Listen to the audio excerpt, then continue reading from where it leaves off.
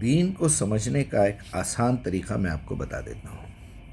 परेशानी की, लड़ाई झगड़ों की कोई बात नहीं है। आप किसी से कोई इख्तलाफ मत कीजिए। पहली बात ये ज़हन में बिठा लीजिए, क्योंकि दीन आपको एक अच्छा इंसान बनाना चाहता है। दीन आपको जन्नत में ले जाना चाहता है। दीन आपसे दुनिया में बुराई छुड़ाना चाहता है। दीन आपका तज़किया करना चाहता है।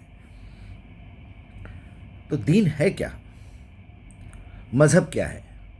मज़हब चंद रसूमात का नाम है।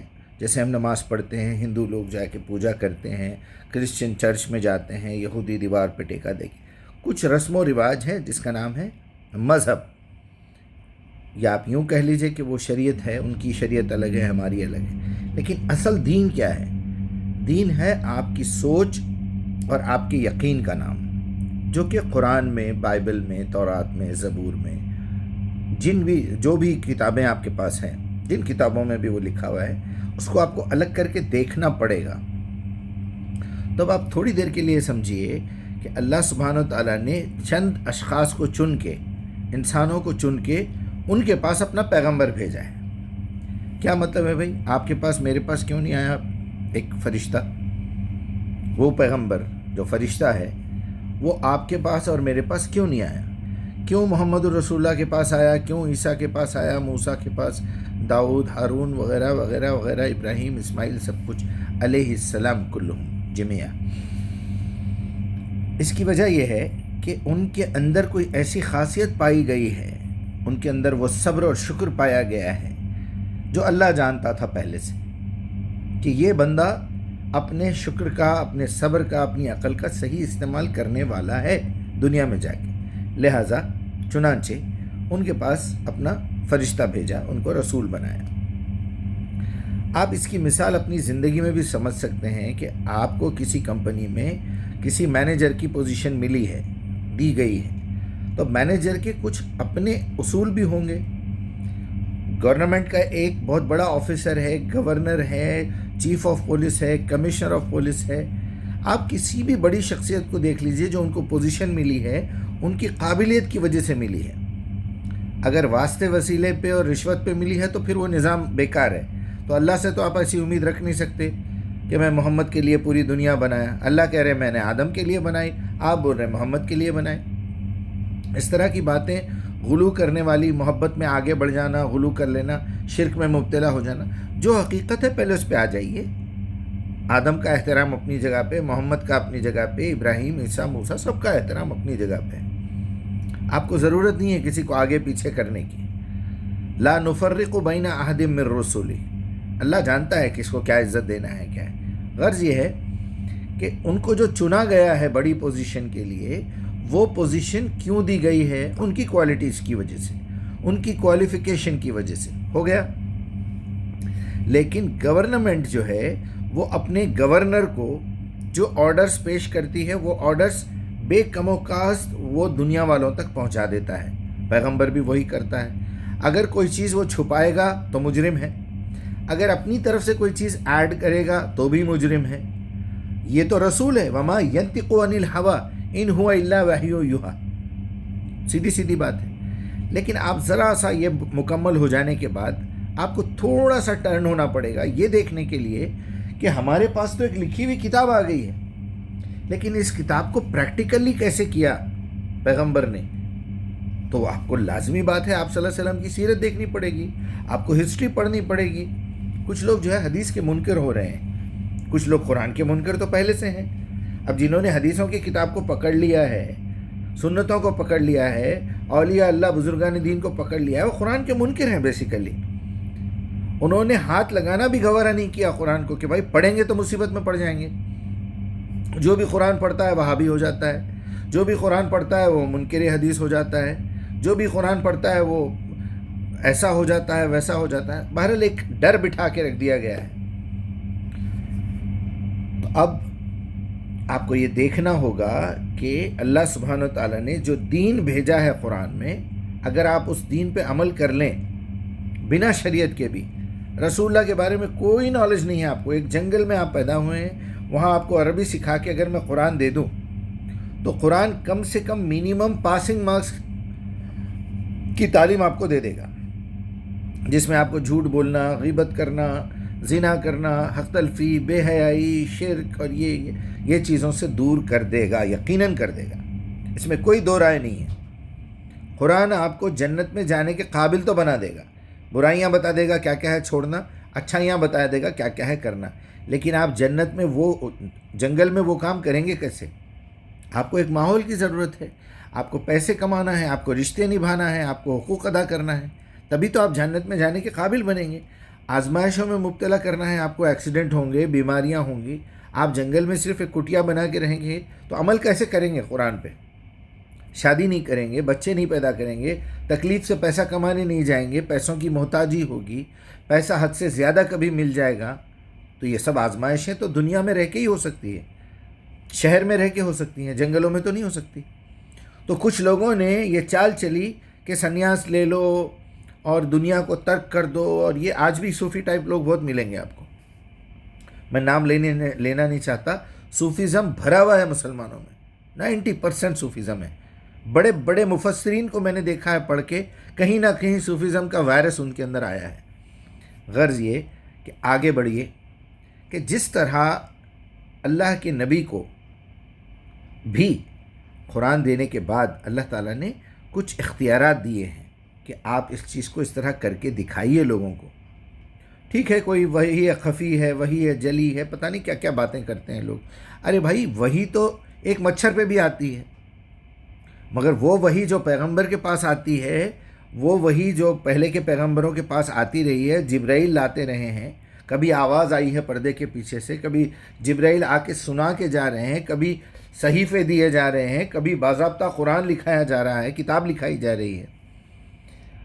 ایک بات دل میں ڈال دینا، خود اللہ تعالیٰ نے ہمارے بارے میں کہا ہے الہمہا فجورہا و تقواہا، میں نے الہام کر دیا ہے، وہ بھی تو وہی ہے، وہ پروگرام میں ڈال کے آپ کو پیدا کیا گیا ہے۔ اچھا، میں آپ سے بات کر رہا ہوں، کوئی مجھ سے بات کر رہا ہے، اگر اس شخص کو شیطان نے ورغلا دیا، وسوسے ڈال دیا، تو یہ وداؤٹ کنیکشن، وائرلیس کنیکشن ہے نا۔ ومن شر الوسواس الخناس الذی یوسوس فی صدور الناس، بیٹھے بیٹھے وسوسہ ڈال دیا آپ نے، مجھ پہ حملہ کر دیا، یہ کیا ہے؟ اسی طرح ایک اچھے انسان کو یا ایک بات کو پہنچانے کے لیے اللہ تعالیٰ اچانک ایک خیال ڈال دیتا ہے، مطلب یہ ہے کہ میرا میرے رب کے ساتھ ایک کنیکشن ہے۔ میں ایک بات سوچتا ہوں کہ میرا کھانے کا کچھ دل ہے، چائے پینا، اتنے میں میری بیٹی نے فون کر کے بتایا کہ ڈیڈ میں آپ کے لیے کچھ منگائی ہوں کھانے کے لیے، چائے پینے کے لیے، آپ پئیں گے؟ ایسے ادھر دل میں خیال آیا اور ادھر سے میسج آ گیا، یہ بھی ہوتا ہے۔ تو ادھر سے خیال آیا، اس نے سن لیا، ادھر سے پہلے سے انتظام ہو گیا ہے، یہ کیا مطلب ہے ان چیزوں کا؟ تو اس میں پریشانی کی کوئی بات نہیں ہے۔ کوئی کہہ رہا ہے کہ میں اللہ کا رسول ہوں اور اپنا نبوت کا دعویٰ کر رہا ہے، ارے میرے بھائی بات کو سمجھیے، اگر آپ اس قابل ہوتے تو آپ کو محمد الرسول اللہ بنا دیتے نا، یا وہ سلسلہ ختم ہی نہیں کرتے، 2024-25 میں آپ کو رسول بنا دیتے، پھر سے جبرائیل آ جاتے، آ کے بتا دیتے، کوئی مسئلہ نہیں تھا۔ لیکن وہ میٹر کیا ہے ہم دیکھیں گے نا۔ اگر آپ بہت بڑے غلام احمد قادیانی ہیں، آپ کوئی بھی دنیا بھر کے بہت بڑے ترمخواں ہوں گے، میٹر تو بتائیے کیا ہے؟ ایسی کون سی بات آپ کہہ رہے ہیں جو قرآن میں نہیں ہے؟ ایسی کون سی بات آپ کہہ رہے ہیں جو قرآن غلط ہے آپ صحیح کر کے بتا رہے ہیں؟ لائیے ہمارے سامنے لائیے، ہم ڈرتے ورتے نہیں ہیں، قادیانی کا بھی لکھا ہوا پڑھتے، ہم یہودی کا بھی پڑھتے، سب کرتے۔ کیوں ہم ڈرتے نہیں ہیں؟ اس لیے ہم تقویٰ کی زندگی گزار رہے ہیں، ہم جھوٹ نہیں بولتے، ہم وعدہ خلافی نہیں کرتے، ہم حرام نہیں کھاتے، ہم بے حیائی کے کام نہیں کرتے، ہم شرک نہیں کرتے، کسی کے خلاف بغاوت نہیں کرتے۔ قل انما حرم ربی الفواحش ما ظہر منها وما بطن والاثم والبغی بغیر الحق ان تشرکوا باللہ ما لم ينزل به سلطانا ان تقولوا علی اللہ ما لا تعلمون۔ اللہ کے بارے میں ایسی بیکار باتیں نہیں کرتے، اللہ کے رسول کے بارے میں ایسی بیکار باتیں نہیں کرتے، قرآن کے بارے میں بیکار باتیں نہیں کہتے، منہ سے نکالنے سے پہلے 10 بار چیک کرتے ہیں۔ اللہ ہمیں ہدایت دے رہا ہے، ہم ہماری زندگی کو قرآن کے مطابق گزار رہے ہیں الحمدللہ۔ تو آپ اتنی بات کو سمجھیے کہ گورنمنٹ کے آرڈرز کیا ہیں، گورنر کا امپلیمنٹیشن کیسا ہے، پھر گورنر اپنے نیچے کچھ برانچز بناتا ہے، کچھ منسٹریز ہوتی ہیں، ministry of foreign affairs, ministry of internal affairs, اس کا ایک منسٹر ہوتا ہے، ministry of safety and security, ایک پولیس ڈپارٹمنٹ ہے، ایک ہاسپٹل ہے، ایک ایجوکیشن ہے، الگ الگ اس کے وہ ہے نا. آپ الگ الگ بالکل جماعتیں بنائیے، بنا کے کام کریے. ائمہ ہیں بڑے بڑے، امام ابو حنیفہ، شافعی، مالکی، حنبلی، ان کی تعلیمات سے فائدہ اٹھائیے. ان کے دور میں اگر کوئی مسئلہ ان کے سامنے درپیش آیا تھا، آپ کے پاس بھی سیم مسئلہ آ گیا ہے، تو ان کے مشوروں کا فائدہ اٹھائیے. دیکھیے آج کے دور میں وہ سوٹیبل ہے یا نہیں ہے. لڑائی جھگڑے کی کیا ضرورت ہے میرے بھائی؟ آپ لڑائی میں، نفرت میں اتنے آگے بڑھ جا رہے ہیں کہ سامنے والے پہ جھوٹے الزامات لگا رہے ہیں، اس کی پرسنل لائف پہ اٹیک کر رہے ہیں. کبھی حلیے پہ بات ہو رہی ہے، کبھی شملے پہ، کبھی داڑھی پہ، کبھی پائجامے پہ. خود کا حال دیکھیے تو ایسا ہے. علم کا نام و نشان نہیں ہے. پیٹ چیرو تو الف نہیں نکلتا، دماغ کھولو تو علم کا عین نہیں نکلتا. پھر کہتے بھی ہیں منہ سے، جی ہم تو بڑے گنہگار ہیں، ہم تو اس قابل نہیں ہیں کہ ہم اب بات کر سکیں، پھر ہم تو فلاں ہیں، ہماری تو اتنی استطاعت نہیں ہے. ہم جس کے پیر پڑھ کے زندگی گزار رہے ہیں، جن کی غلاظت کھا کے بڑے ہو رہے ہیں، ہم ان سے بات کرائیں گے آپ کی، ہم ان سے پوچھ کے جواب دیں گے. پہلے اپنے ہتھیار ڈال دیتے. باتیں دیکھو کروڑوں کی اور دکان دیکھو پکوڑوں کی. تو یہ ڈپلیکیٹ زندگی. بھائی اگر آپ کو نہیں معلوم ہے تو آپ بحث کرنے کی پوزیشن میں مت آئیے. آپ بولیے مجھے علم نہیں ہے بھائی صاحب، آپ کے پاس کیا پیش کرنا چاہ رہے ہیں آپ ہمیں پیش کریے، ہم چیک کر لیں گے. ہماری سمجھ میں نہیں آیا تو مولوی صاحب سے پوچھیں گے، مولوی صاحب کی بھی سمجھ میں نہیں آیا تو اور بڑے عالم سے پوچھیں گے. آسان رستہ ہے، ایک سجدہ کیجئے، اپنے رب سے پوچھئے. کوئی بھی نماز آپ جو پڑھ رہے ہیں اس میں اہدنا الصراط المستقیم میں پوچھئے اپنے رب سے کہ یا اللہ یہ بات آئی ہے، ہمارے گاؤں، ہمارے شہر، ہمارے محلے، ہمارے گھر میں ایک شخص آیا ہے، آ کے کہتا ہے یہ مسئلہ اس طرح نہیں ہے، اس طرح ہے. ارے مجھے عجیب لگا کہ بھئی اب 1400 سال سے ہم یہی سنتے ہوئے آ رہے ہیں، ہماری پوری زندگی ہم نے یہی دیکھی، ہزاروں کتابوں میں یہی لکھا ہوا ہے، یہ صاحب کچھ عجیب بات کر رہے ہیں. اب آپ تلوار نکال کے مار دیں گے اس کو، گولی مار دیں گے، کیا کریں گے؟ یا اس کو بدنام کرنے کی کوشش کریں گے؟ آپ کے پاس اگر عقل ہے، تھوڑی سی ہمت ہے، تھوڑی سی شجاعت ہے، تھوڑی سی مردانگی ہے، شرافت کا ایک خطرہ خون کا ہے، تو بیٹھیے، سمجھداری سے کام کیجیے. یا سامنے والے کو بیوقوف سمجھ کے چھوڑ دیجیے اس کو. آپ اپنا ٹائم کیوں خراب کر رہے ہیں کسی کے لیے؟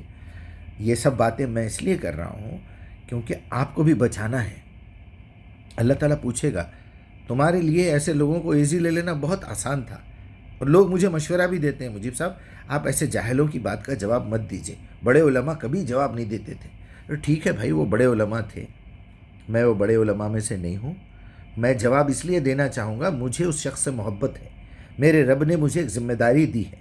مجھے معلوم ہے کہ ایک میسیج میرے پاس آیا ہے، یہ میسیج اگر میں فلاں کو پہنچا دوں تو گورنمنٹ آپ کو، ہر انسان کو 5-5 لاکھ روپے فری میں دے رہی ہے. میرے پاس میسیج آ گیا ہے. جو شخص بھی یہ میسیج لے جا کے بینک میں بتائے گا اس کو بھی 5 لاکھ ملیں گے. اب وہ یقین کرنے کے لیے تیار ہی نہیں ہے. یہ گورنمنٹ ایسی کیسی ہے جو 5 لاکھ دے رہی ہے، فلاں ہے فلاں ہے. انہی سوالوں میں ہے. تم کو اگر 5 لاکھ ملے تھے تو تم ابھی سائیکل پہ کیوں آئے؟ تمہارا چہرہ ایسا کیوں ہے؟ تم بینک والوں کا ڈریس کیوں پہنے ہوئے نہیں ہیں؟ ارے بھائی آپ میسیج لے لیجئے، بینک کو جائیے، جا کے چیک کریے. 5 لاکھ نہیں ملے تو آ کے پھر مجھے بولیے. پہلے آپ قرآن لے تو لیجئے، پڑھ تو لیجئے، سمجھ تو لیجئے، اس پہ عمل کر کے دیکھیے آپ کو نتائج ملتے ہیں یا نہیں ملتے. اس کو پہنچا کے دیکھیے آگے ان کو بھی پیسے ملتے نہیں ملتے. اتنی سی بات ہے میرے بھائی. اللہ آپ لوگوں کو سلامت رکھے. مجھے ایک میسیج آیا ہے اللہ کی طرف سے کہ لوگوں تک پہنچاؤ، میں پہنچا رہا ہوں الحمدللہ. السلام علیکم ورحمۃ اللہ.